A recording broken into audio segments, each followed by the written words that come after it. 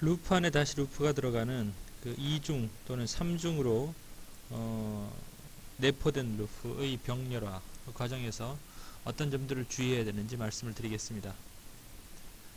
우선 그 내포된 루프 병렬화를 위해서요, 포트란과 C에서 그 다차원 어레이가 2차원, 3차원 그 이상의 다차원 어레이가 메모리에 저장되는 방식을 이해하실 필요가 있습니다. 우선 포트란 같은 경우에는 뭐 포트란이든 C든 어떤 경우든 그 실제 2차원, 3차원 어레이가 메모리에 들어갈 때 2차원, 3차원으로 들어가는 것이 아니고 모두 다 1차원으로 이렇게 저장이 됩니다. 근데 그 1차원으로 저장이 될 때 포트란의 경우에는 2차원 데이터가 열우선으로 저장이 됩니다. 1열, 2열, 3열 순으로 메모리에 들어가게 되고, 이제 C 같은 경우에는 행우선이죠. 1행, 2행, 3행 순서로 이렇게 저장이 되게 됩니다. 이런 그 저장 방식을 이해하고, 그리고 이제 이렇게 저장된 데이터에 대해서 접근을 할 때는 항상 연속적인 접근이 되도록 하는 것이 중요합니다. 코드 성능을 위해서요. 그래서 지금 이제 포트란 코드를 예로 들어 가지고 지금 2차원 어레이 AIJ를 계산하기 위해 가지고 내포된 루프를 사용하고 있습니다. 하나는 2J, 2I고 하나는 2I, 2J입니다. 그래서 J가 바깥쪽에 있고 I가 안쪽에 있는 경우하고 I가 안쪽에 있고 J가 바깥쪽에 있는 경우가 되는데, 이럴 경우에 J가 바깥쪽에 있게 되면은 J값 1에 대해서 I 1, 2, 3, 4, 5 이런 식으로 데이터 접근이 이제 열우선으로 접근이 되게 되는 것이고요. I를 바깥에 두게 되면은 I 이꼴 1에 대해서 J가 1, 2, 3, 4, 5가 되는 거니까 행 데이터에 접근을 하게 되고, 이럴 경우에 이 데이터와 이 데이터는 불연속 데이터가 되죠. 이만큼이 지금 이만큼 떨어져 있는 그런 불연속 데이터가 됩니다. 이렇게 불연속 데이터에 접근하게 되면은 캐시 메모리를 이용하게 쓸 수가 없습니다. 그러니까 데이터를 이제 컴퓨터가 이제 필요한 데이터를 메모리에서 읽어갈 때는 데이터 하나만 읽어가는 것이 아니고 이 어떤 일정한 개수만큼의 데이터를 한꺼번에 읽어서 캐시에 넣어두고 사용을 하거든요. 그래서 캐시에 이만큼의 데이터를 넣어뒀는데 접근한 이 데이터를 사용하고 난 뒤에 그 다음 데이터가 이 캐시에 가져온 데이터가 아니고 캐시에 없는 데이터라면 또다시 그 데이터를 읽기 위해서 메모리로 접근해야 되기 때문에 코드 성능이 많이 저하가 됩니다. 그래서 항상 메모리 접근은 연속적이 되도록 하는 것이 중요하고요. 그런 측면에서 이렇게 2차원, 3차원 어레이가 메모리에서 어떤 방식으로 저장이 되는지 그것을 이해하는 게 필요하죠. 그래서 포트란 같은 경우에는 AIJ에 AIJ, BIJ, CIJ에 접근하기 위해서는 I를 안쪽에, J를 바깥쪽에 두도록 이렇게 프로그래밍을 해야 됩니다. 그러니까 C의 경우라면 또 반대가 되겠죠. C는 I가 바깥에, J가 안쪽에 있도록 그렇게 프로그래밍을 해야 될 겁니다.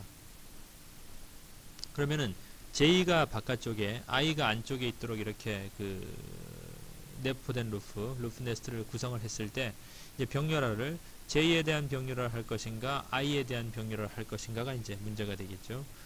J하고 I의 각각에 대한 그 병렬화의 차이점을 보게 되면요, 이것은 J에 대해서 지금 데이터를 분할한 것이고, 이건 I에 대해서 데이터를 분할한 것입니다. 이렇게 분할해 가지고 0번 프로세스, 1번 프로세스, 2번 프로세스가 각각 그 데이터에 접근하게 되면은 그 접근 데이터가 다 연속적이 됩니다. 포트란을 기준으로요.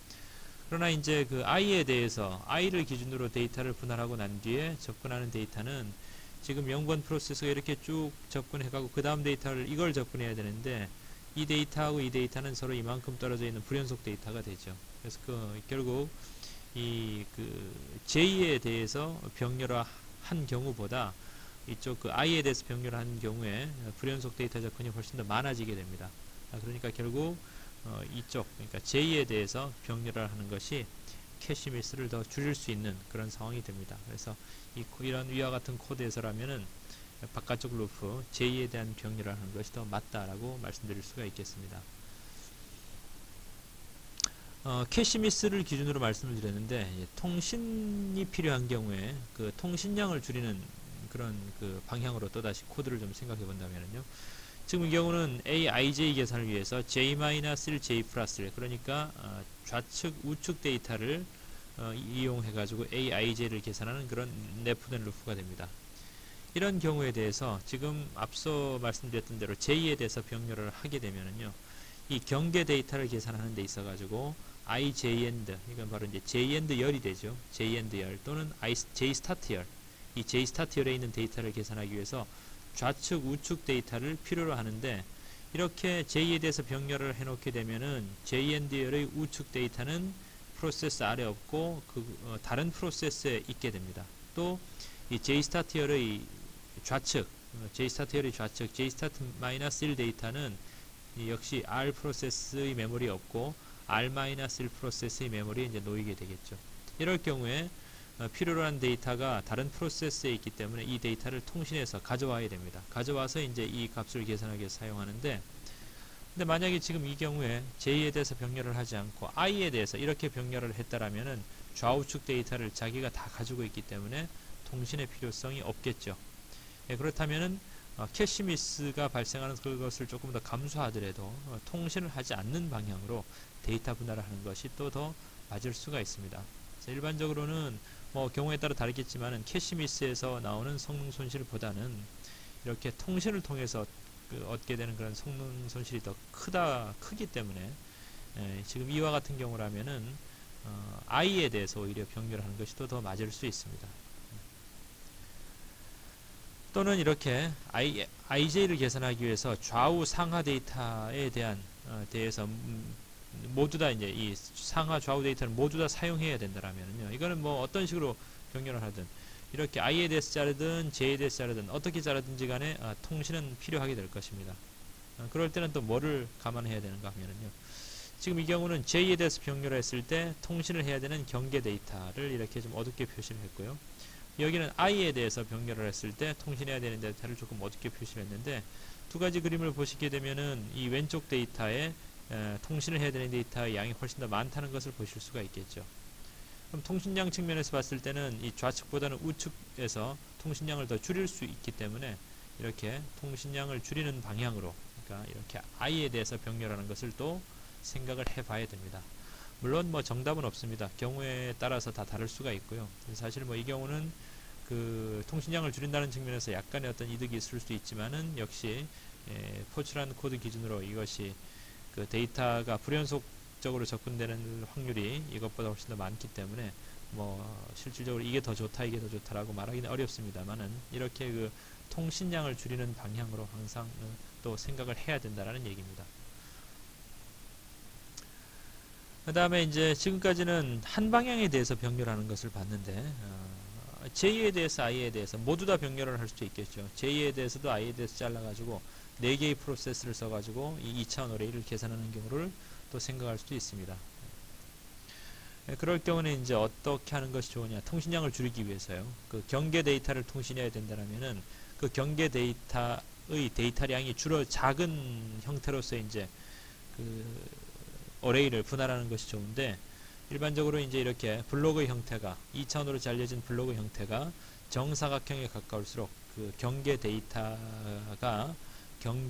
데이터량이 줄어드는 것으로 이렇게 이제 알려져 있습니다. 뭐 이건 뭐 수학적으로 뭐 아마 증명이 가능할 것인데요. 그래서 이렇게 가급적 정사각형 형태가 되도록 이렇게 그 양방향 블록 분할을 하게 되면은 통신을 해야 되는 경계 데이터 양을 줄일 수가 있습니다. 그래서 이쪽보다는 이쪽이 훨씬 더 데이터 통신량이 작다는 것을 이렇게 이제 확인할 수가 있죠.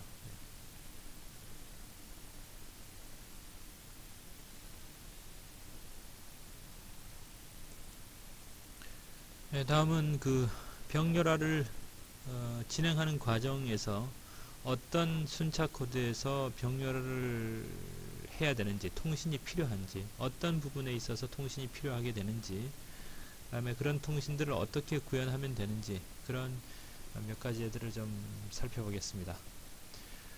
우선 그 외부 프로세스, 외부 데이터, 그러니까 외부 프로세스가 가진, 다른 프로세스가 가진 그 데이터를 참조하는 그런 간단한 예가 되는데요. 지금 이와 같은 경우에 그 두 개의 루프가 지금 병렬화가 되는데, 이것을 프로세스 3개를 써가지고 블록 분할을 해서 병렬을 했다라면은 이렇게 이제 iStart, iEnd, 그러니까 가령 0번은 1번부터 3번까지, 뭐 1번은 4번부터 6번까지, 그 다음에 2번 프로세스는 7번부터 9번까지 이렇게 이제 데이터 계산을 담당하게 되는데, 이 밑에 루프를 보시게 되면 여기서 A1이 그 계산에 이용이 됩니다. 근데 A1은 위쪽에 있는 루프가 저기 병렬 계산이 되면서 A1을 계산한 것은 바로 0번 프로세스가 됩니다. 즉 1번 프로세스하고 2번 프로세스는 A1 데이터를 가지고 있지 않습니다. 이럴 때 이제 통신이 필요하게 되는 것이죠. 그때 뭐 샌드 리시브를 하든지 아니면은 0번 프로세스가 가지고 있는 A1 데이터를 다른 모든 프로세스들에게 이렇게 브로드캐스트를 통해서 전달해 줄 수 있습니다. 전달해 주고 난 뒤에 이 계산이 이루어져야 되겠죠. 간단한 그 유한차분법, 그러니까 1차원 유한차분법에 대해 가지고 병렬하는 예를 또 하나 살펴보겠습니다. 차후에 이제 뒤에 2차원 유한차분법 병렬화 코드가 있습니다만은 1차원 간단한 이 1차원 유한차분법을 이해하시게 되면은 2차원 유한차분법 코드가 아주 좀 쉽게 느껴지시게 될 겁니다. 지금 이제 1차원의 경우에 그 AI가 BI-1 플러스 BI 플러스를 좌우 데이터에 의해 가지고 AI가 결정이 되는 이제 그런 그 핵심 부분을 가지게 됩니다. 그러니까 실질적으로 FDM은 이런 것들이 계속 반복이 되는 것이죠. 그래서 B를 가지고 지금 A를 계산했는데 이것들이 이제 타임 스텝이 돼 가지고 T equal n-1의 데이터를 이용해서 T equal n의 데이터를 이제 계산하게 됩니다. 그런 알고리즘을 가지는데 여기서는 뭐 그것을 모두 다 나타내고 있지는 않고요. 한 번의 반복 과정을 이제 병렬하는 그런 예를 지금 보겠습니다. 그래서 실질적으로 이제 array B, 이제 array A와 array B가 11개의 그 크기를 가지는데 이제 array B를 가지고 array A를 계산하는데 A1을 계산하려면은 그 B2하고 B0가 필요하게 되죠. 그래서 뭐 바운더리 컨디션을 어떻게 쓰느냐에 따라 달라지겠습니다만 여기서는 B0를 이제 생각하지 않았습니다. 그래서 B0가 없으니까 A1을 계산할 수가 없고 A1과 A11은 계산하지 않고 안에 A2부터 A10까지만 지금 계산하는 그런 바운더리 컨디션을 사용을 했습니다. 그래서 A2는 이제 B1, B3를 더하고 A3는 B2, B4를 더해서 얻어지게 되니까요. 이게 실제 1차원 그 유한차분법 코드에서의 그런 그 의존성을 여기서 나타내고 있습니다. 그래서 이 계산을 지금 반으로 이게 뭐 반으로 또는 이제 나눠 가지고 병렬로 지금 계산을 하려고 합니다. 네, 그러면은 이제 블록 분할을 했을 때 11개의 데이터가 0번 프로세스에 4개, 1번 프로세스에 4개, 2번 프로세스에 3개 이렇게 할당이 됩니다. 그래서 각 프로세스가 자기 iStart iEnd를 가지게 되죠. 이렇게. 네, 이걸 가지고 이제 병렬 계산을 하는데 그 0번 프로세스가 A2, 3, 4를 계산합니다. 근데 2, 3까지는 문제가 없는데 4를 계산하려고 하니까 A4를 계산하려고 하니까 B3하고 B5가 필요하게 되고 B5는 병렬화에 의해 가지고 이것은 0번 프로세스가 가지고 있지 않고 1번 프로세스가 가지고 있습니다. 그래서 이렇게 필요로 하는 데이터를 1번이 가지고 있으니까 1번으로부터 샌드 리시브해서 데이터를 이렇게 갖다 놓게 되는 거죠. 그리고 이제 마찬가지로 1번 프로세스가 계산하기 위해서 필요한 데이터 0번으로부터 샌드 리시브를 하고 2번으로부터 샌드 리시브해서 갖다 놓습니다. 그 다음에 그 2번 프로세스는 그 필요로 한 데이터 B8이죠. B8 데이터를 역시 1번 프로세스로부터 이렇게 샌드 리시브해서 데이터를 갖다 놓습니다. 이렇게 해서 계산에 필요한 데이터를 모두 다 확보하고 난 뒤에 그 다음에 이제 이 계산들을 병렬로 진행을 해서 그 계산을 완료하게 됩니다. 이게 1차원 FDM에서 이루어지는 그런 데이터 전송이 됩니다. 이것을 구현한 코드가 이제 이와 같습니다. 그래서 보시면은 파라레인지를 통해 가지고 블록 분할을 하고 있고요. 그 다음에 그 블록 분할된 iStart iEnd를 다시 iStart to iEnd1에 넣고 있는데 이 iStart to iEnd1은 iStart iEnd하고 동일합니다만은 이제 그 경계 조건, 즉 0번 프로세스하고 마지막 프로세스의 경우에는 0번은 iStart2가 1이 아니고 2가 되고 그 다음에 그 마지막 프로세스는 이제 iEnd1이 iEnd가 아니고 iEnd-1 그러니까 11이 아니고 여기서 10이 된다는 얘기죠. 이런 경계 조건을 쓰기 위해 가지고 새롭게 iStart to iEnd1을 정의를 했습니다. 네, 밑에 그런 내용이 나와 있죠. 0번 프로세스는 iStart2가 2가 되고 마지막 프로세스는 iEnd1이 n-3입니다. 그 다음에 통신을 하기 위한 이웃 프로세스를 설정하기 위해서 next, previous를 줬습니다. next는 myRank 플러스 1, 내 다음 프로세스고 previous는 내 앞에 있는 프로세스, 랭크가 하나 작은 그런 프로세스인데 지금 0번 프로세스는 previous가 없죠. 0번은 지금 previous에 의해서 -1이 들어가게 되고 또 앞에 그림에서처럼 프로세스를 3개만 쓴다라면은 그 3번 프로세스, 그러니까 2번 프로세스의 경우에는 next 프로세스가 3이 되는데 3번 프로세스는 없죠. 이렇게 이제 여기서도 이제 프로세스의 경계 조건이라고 볼 수가 있겠습니다. 그래서 0번 프로세스의 previous는 MPI proc null, 2번 프로세스의 next 프로세스는 MPI proc null을 줬습니다. 이건 여기서 이 코드에 상당히 중요한 역할을 합니다.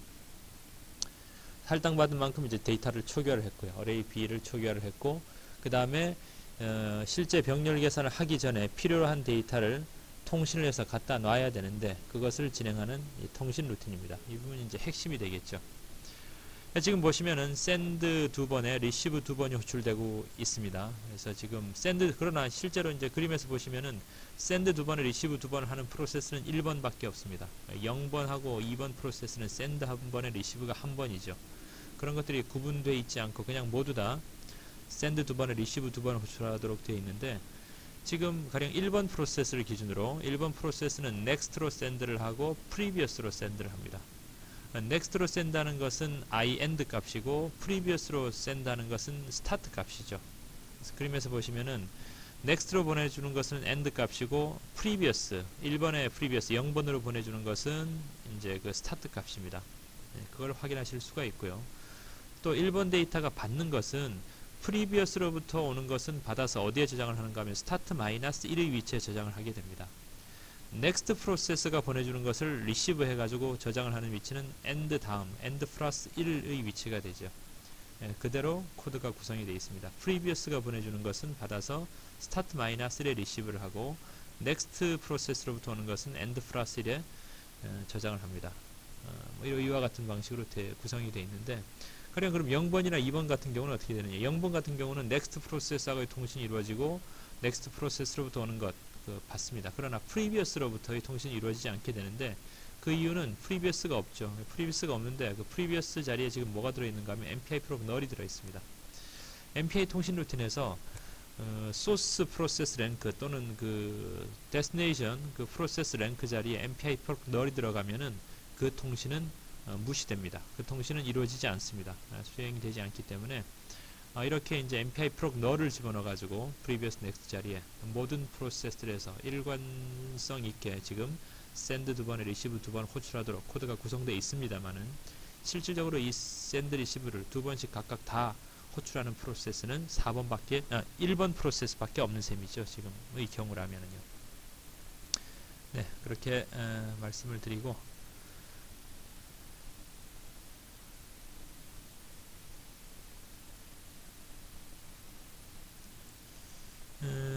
다음은 이제 많은 양의 데이터를 전송해야 되는 몇 가지 예들을 좀 보겠습니다. 그래서 이런 많은 양의 데이터, 여러 데이터를 이제 전송해야 할 때는 그 데이터가 연속 데이터냐 불연속 데이터냐가 이제 중요해지게 되겠죠. 그다음에 그 송신하는 데이터들에 대해 가지고 송신 수신 버퍼가 똑같은 경우가 있고 똑같지 않은 경우가 있을 수 있습니다. 그런 것들을 구분을 해 가지고 통신을 해야 되는데, 뭐 이런 대량 데이터를 전송하는 몇 가지 예들을 살펴보겠습니다. 우선 연속 데이터를 통신을 하는데 송수신 버퍼가 서로 다른 경우입니다.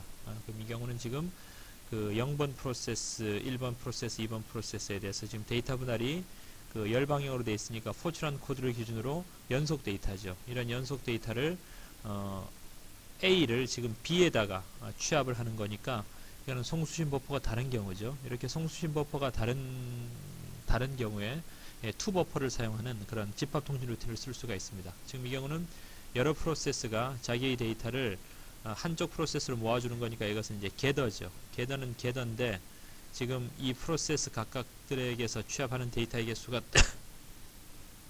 다릅니다. 다르니까 겟더 가지고 겟더 V를 쓸 수 있겠죠.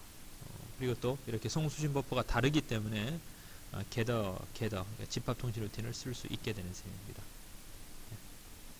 그것을 이제 구현한 간단한 코드가 되고요.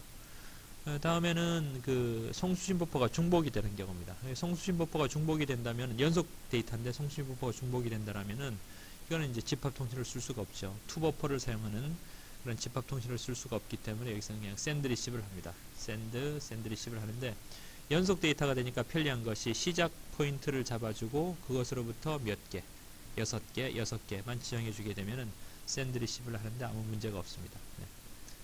보시면 이 코드에서 보시면은 뭐 여기서 이제 샌드 리시브를 하고 있죠. 샌드 리시브를 하는데 샌드를 할 때 시작 포인트를 잡아주고 그것의 개수를 이제 지정해 주게 되면 그만큼 이제 통신이 이루어지게 됩니다. 근데 문제는 이제 불연속 데이터인 경우입니다. 이렇게 그 포출한 코드에서 데이터를 행방형으로 블록 분할을 해가지고 통신해야 되는 이 데이터가 불연속 데이터라면은 여기서부터 몇 개, 6개 해가지고 했을 때 이 데이터가 가는 게 아니고 여기서 만약에 요 위치부터 6개를 하게 되면 이렇게 6개가 갈 것입니다. 그래서 요 데이터와 요 데이터, 요 불연속 데이터를 통신해야 되는 거니까 이것을 어떻게 앞에서 했던 유도 데이터 타입 같은 것들로 이제 묶어가지고 통신을 해야 되겠죠. 그래서 이런 그 그림에서 2차원 데이터가 되는 거니까 서브 마트릭스의 통신을 위해서 아주 유용하게 쓸 수 있는 것이 이제 앞에서 나왔던 그 MPI 타입 크리에이트 서버입니다. 타입 크리에이트 서버를 이용해서 이것들을 하나의 데이터 타입으로 정리를 하게 되고요. 이렇게 만들어진 그 데이터 타입 한 개를 이렇게 이제 샌드 리시브를 하면 되겠죠. 송수신 버퍼가 중복되니까 집합 통신을 쓰지 않고 여기서는 그냥 점대점을 이용해 가지고 샌드 리시브를 하는데 그 타입 크리에이트 서버를 통해서 만든 그 데이터 타입 하나를 지금 이렇게 샌드 리시브를 하고 있는 걸 보실 수 있습니다.